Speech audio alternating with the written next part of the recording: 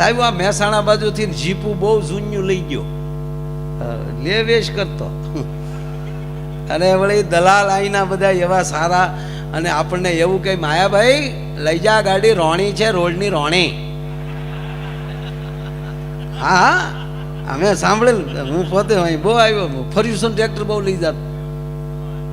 હા અને પાછું વળી કે પછી કેવી ગાડી ખબર, આબુ ચડી જાય પાણી એક પણ વાર નહીં નાખવાનું રેડિયેટરમાં. એટલે તે આપણે એમ થતો કે એટલે બદલે હવે તો ગાડી રહે ક્યાં સુધી પાણી નથી નાખવું પડતું. બોલો કેવો સમય આવી. વાત એટલી કરતો હતો કે મારી પાસે ગાડી નથી અને હું રોડ, મારે બહાર જવું છે, અમદાવાદ જવું છે, અને હું રોડે ઊભો છું. એમાં દિનેશભાઈ આપણા ચેરમેન નીકળે એની ગાડી લઈ, અને એ ઓળખી જાય કે આ તો માયાભાઈ છે, ઊભી રાખે. કેમ અમદાવાદ? હા. અને આપણે બેસી જઈએ, ગાડી એની, ડીઝલ એનું, ડ્રાઈવર એનો, એ બેઠા હોય, આપણે બેઠા હોય, આપણું એમાં 1 રૂપિયાનું રોકાણ નથી, તો સ્પીડ બેને હરખી જ મળવાની કે જુદી જુદી મળવાની? હે સાહેબ, હારા માણાને અરે ગોઠવાઈ જાવ ને તો સ્પીડ તો હરખી જ મળવાની છે, પણ ગોઠવાવું જોવે ભલા માણા, બીજો કોઈ મુદ્દો નથી. અને આ મોદી સાહેબ બીજી વાર વડાપ્રધાન થયા પછીનો હું રોજ જ્યારે મને ટાઈમ મળે ને તો હું જે ચાલુ સત્ર પાર્લામેન્ટ હોય ને એ જોતો. આટલા વર્ષોમાં આઝાદી મળ્યા પછી ભારતના પાર્લામેન્ટમાં જય શ્રી રામ આવા નારા બોલાતા હોય તો પહેલી વાર બોલાય છે સાહેબ. આનાથી તો બીજું તમારું શું હકીકત છે સાહેબ, તમે જોતા હશો.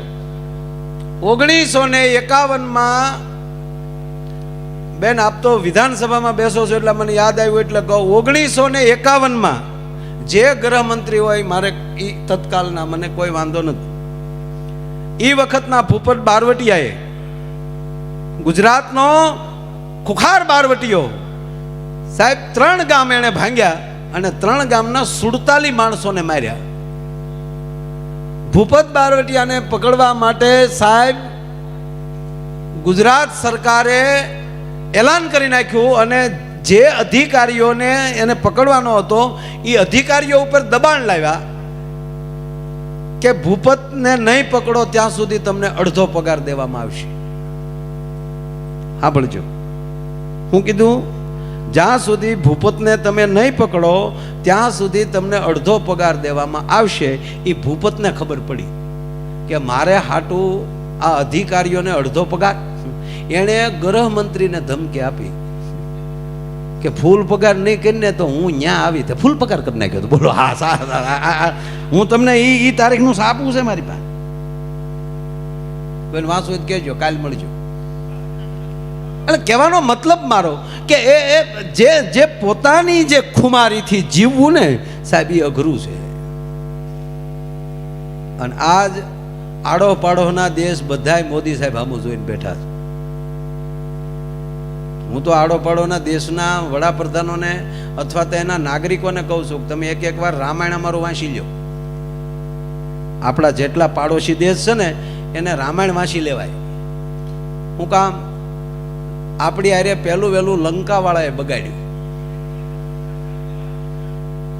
બરાબર, લંકા આરે આપણે વાંધો પડ્યો અને રાવણે માં જાનકીનું અપહરણ કર્યું.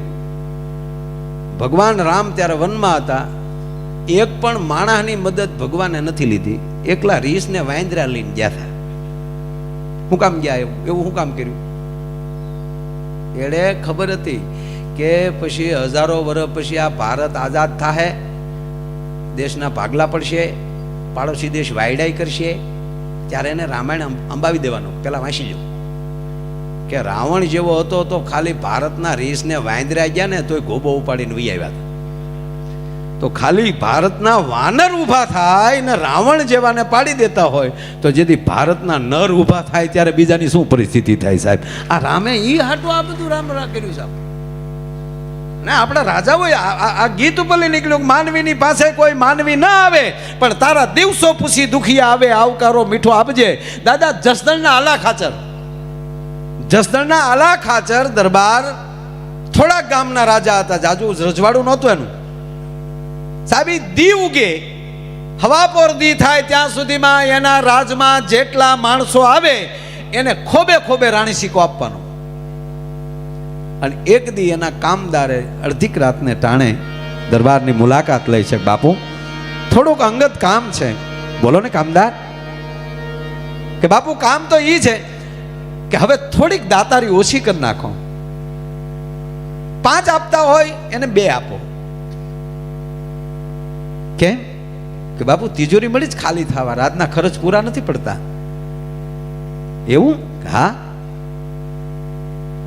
અને બીજું બાપુ ઈ કહું, ઈ તો ગોળ હોય ને ત્યાં માખ્યો આવે, ઈ ગોળ હોય ત્યાં માખ્યું આવે. ઈ શબ્દ જ્યાં પૂરો થયો, એક દિવસ જવા દીધો ને બીજે દિવસે એમ કહેવાય કે અડધીક રાતને ટાણે ઈ જ સમયે કામદારને બોલાવ્યા.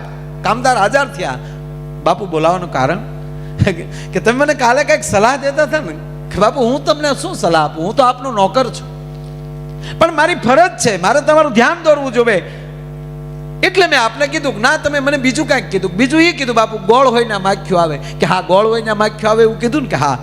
એટલે રાતે ગોળ મૂકીને જસદણના આલા ખાચર એટલું બોલ્યા કે લ્યો કામદાર, આ રહ્યો ગોળ, માખ્યું લઈ આવી ગયો. ત્યારે કામદાર એટલું બોલ્યા કે બાપુ એ તો દી હોય તો માખ્યું આવે ને.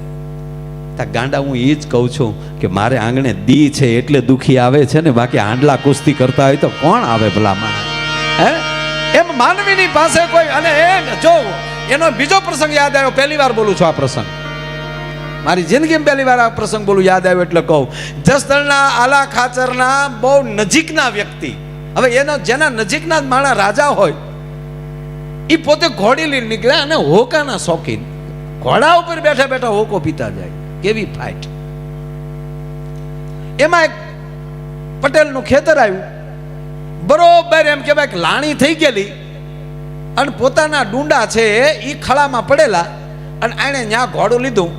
એટલે દરબારના બહુ નજીકના માણા એટલે આગતા સ્વાગતા કરી ખાટલા પાથરી દીધા, પાણી પાયું,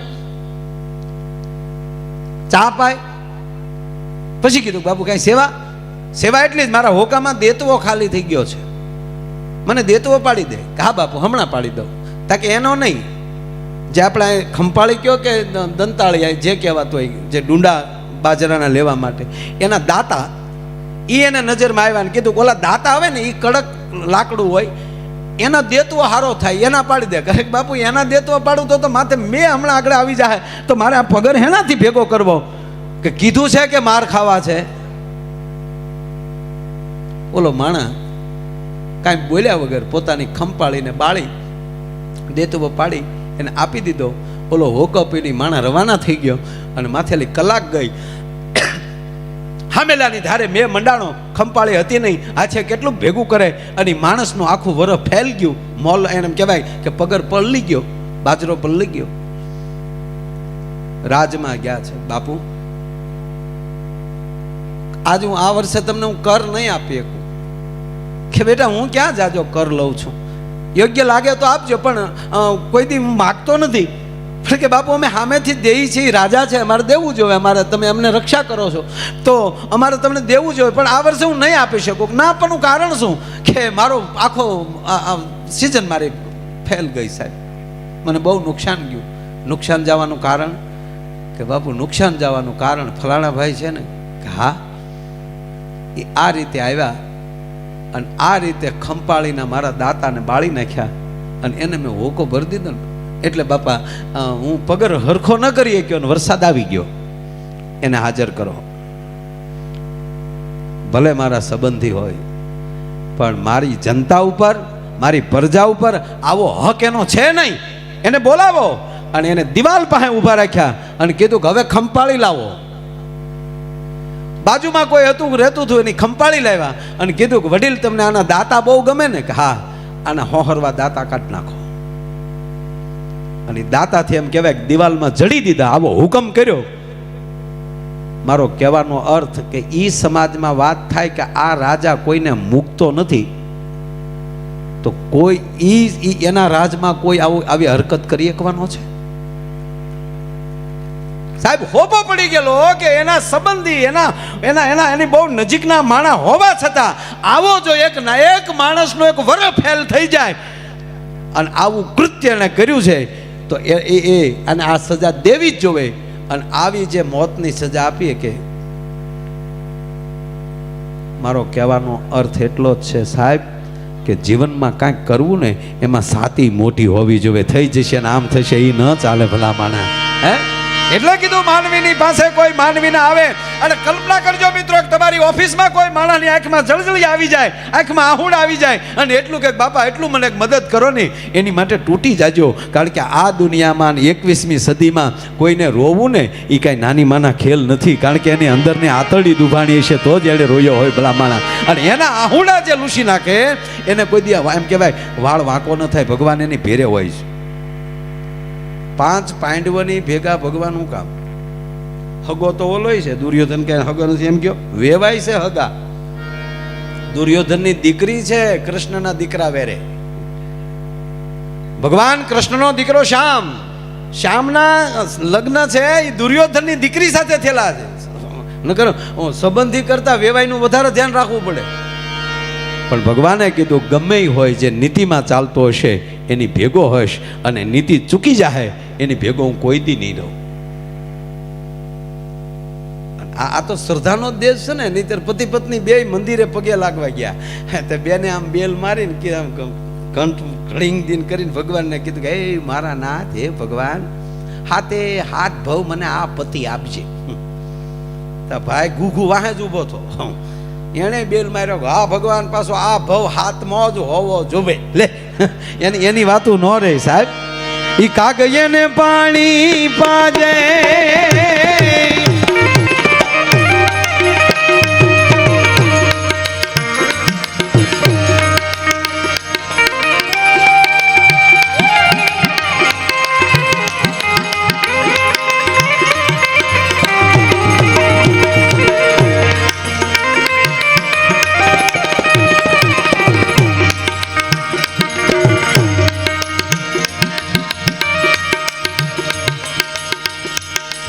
આનંદ એવો આવે છે સાહેબ.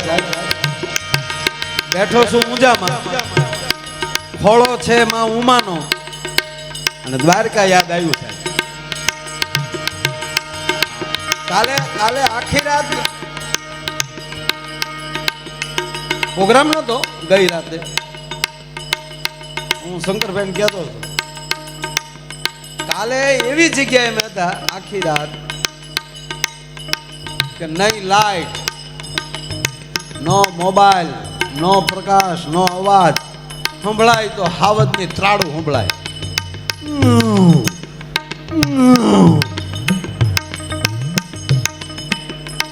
એક મહાત્માની એક મઢી હતી, એની એક અગાશી હતી,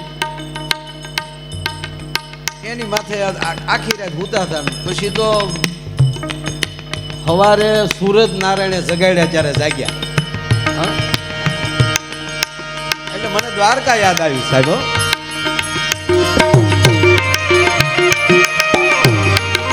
શું આ ભારત વર્ષની વાતો છે, તમે કલ્પના તો કરો મિત્રો.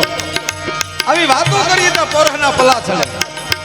એક સાબડાની અંદર દુનિયાની અમીરાતને મૂકી ગયો અને એક સાબડાની અંદર દુનિયાની ગરીબાઈને મૂકી ગયો. કોઈ દી ભેગી ના થઈ શકે. એ ભેગી થતી હોય તો કેવલ ને કેવલ ભારતમાં થઈ શકે. ભલા માણા, ક્યાં સુદામો અને ક્યાં કૃષ્ણ. હે હાય હાય જી ક્યાં બાત.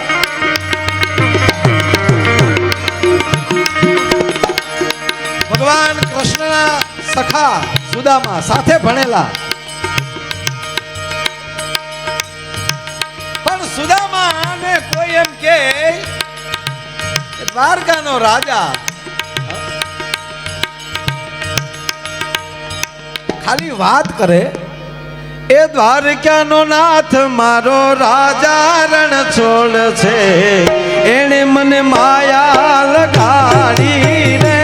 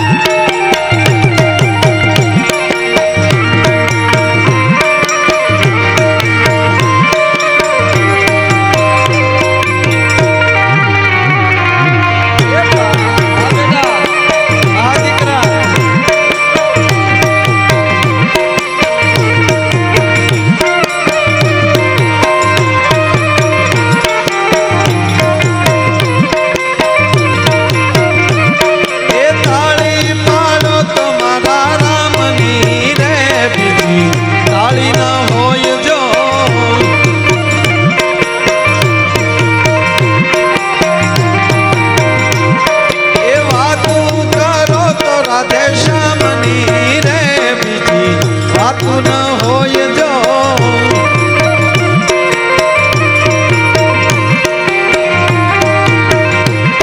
એ દ્વારિકાનો નાથ મારો રાજા રણ છોડ છે એણે મને માયા લગાડી રે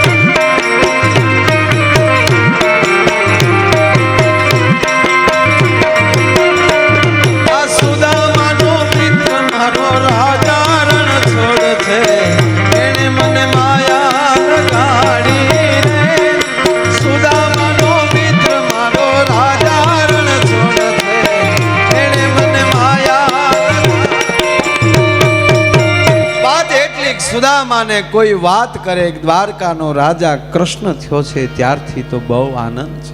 બાળકો પાસે રૂપિયા નાખતા શીખવાડે મને બહુ ગમે.